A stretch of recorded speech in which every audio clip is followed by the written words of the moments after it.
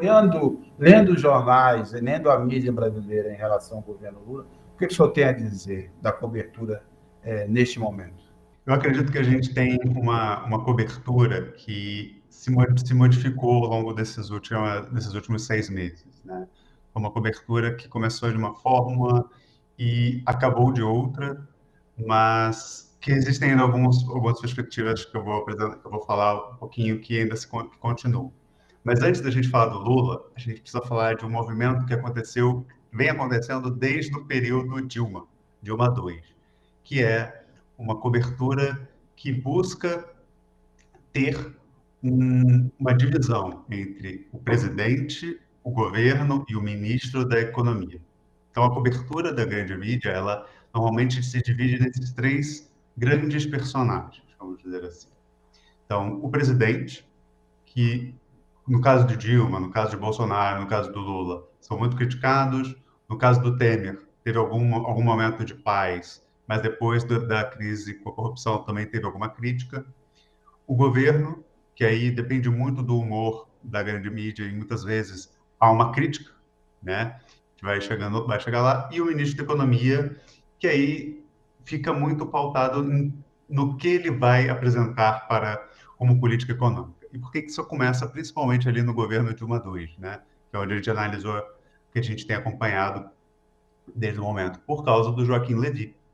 Então, quando a Dilma coloca o Joaquim Levy como ministro da Economia, há um primeiro movimento de paz, né, dessa cobertura. A cobertura aceita ele, acredita nele e dá a ele a oportunidade, enquanto eles criticam o governo Dilma II, com Lava Jato, com todas as críticas que a gente tem. Então, a gente tem esse movimento.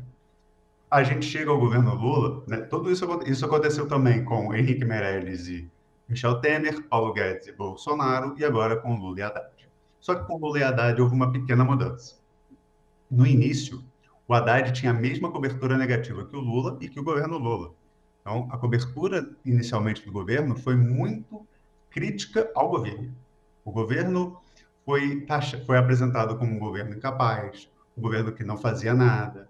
Lula, até hoje, ainda é apresentado como um presidente, um governante atrasado, um governante que está preso aos seus feitos nos seus últimos 2 mandatos, que está preso a apoios a países da América Latina que são considerados autoritários.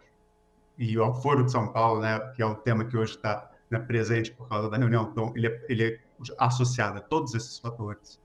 Então, a gente tem uma cobertura que prende o nosso presidente hoje a esses temas, a um presidente incapaz que não conseguiria produzir um governo efetivo, e um ministro da Economia que inicialmente foi apresentado da mesma forma, como alguém que não deveria estar ali no cargo.